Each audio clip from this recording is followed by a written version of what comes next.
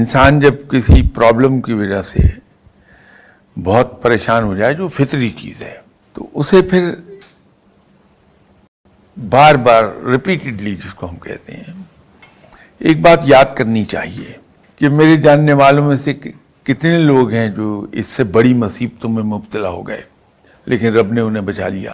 خود میری اپنی زندگی میں کتنے بڑے سیریس مرحلے آئے اور رب نے مجھے نکال لیا، تو میرا رب اس میں سے بھی مجھے نکال لے گا۔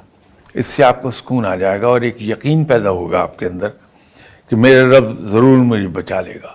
میرے پاس تو اس کا یہ آسان سا جواب ہے۔